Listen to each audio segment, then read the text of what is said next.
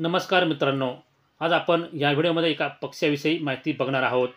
मैना भाग 1 किरकिर म्हणजेच पवई मैना. पुढच्या भागामध्ये मैना भाग 2 मध्ये बघणार आहोत साळुंकी म्हणजेच देशी मैना. तर आज आपण बघत आहोत किरकिर या पक्ष्याविषयी माहिती. याला म्हणतात पवई मैना. ही मैना कुळातील हा छोटासा पक्षी आहे. हा मैना कुळामध्ये अनेक प्रकारचे जाती आढळतात. पवई मैना, साळुंकी म्हणजेच देशी मैना, पहाडी मैना आणि गवळी मैना ह्या मुख्य भारतीय जाती आहेत. तसेच जगामध्ये जवळजवळ 20 प्रकारच्या जाती आढळतात. या मैनेच्या प्रकारामध्ये मोडतात.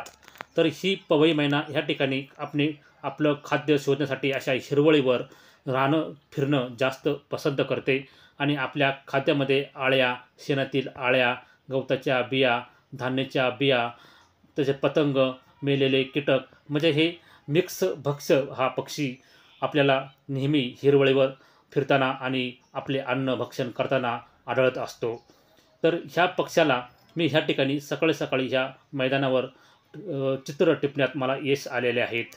ते आपले भक्ष्य खात असताना अनेक प्रकारचे शेंगांचे टर्पल ह्या ठिकाणी खाताना दिसतोय. तर हे पक्षी नेहमी जोडीनं राहणं पसंत करतात आणि जवळजवळ नर आणि मादी हे सारखेच दिसायला असतात. डोक्यावर काळपटपणा असतो आणि चोच पिवळ्या रंगाची असते, पाय पिवळ्या रंगाचे असतात. जवळजवळ थोडक्यात देशी मैन्याच्या मिळते जुळते आणि यांचं वरील शरीर हे तपकिरी बदामी रंगाचे दिसते. थोडक्यात मिळते जुळते राखाडी रंगाचे दिसते. ही पवई मैना म्हणजेच किरकिर, आमच्याकडे याला किरकिर म्हणतात. तुमच्याकडे याला कोणत्या भाषेत म्हणतात? पवई मैना हे त्याचं नेहमीचं नाव आहे. तसेच आमच्या खेड्या भागामध्ये याला किरकिर म्हणतात, कारण काही किरकिर किरकिर किरकिर असा आवाज काढते.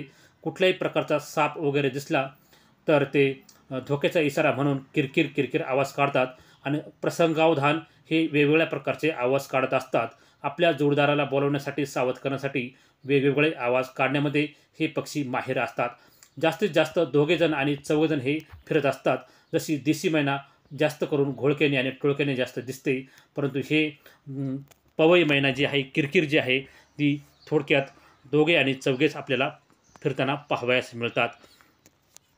हे झाडाच्या ढोलीमध्ये किंवा जुन्या भिंतीमध्ये आपले घरटे बांधत आणि 4 निळ्या रंगाची अंडी घालत असतात. यांचा वर्षभर विणीचा हंगाम असतो. नर आणि मादी एकमेकाचे प्रेम असते आणि एकमेकाला शेवटपर्यंत हे साथ देत असतात, मरेपर्यंत सोबत असतात.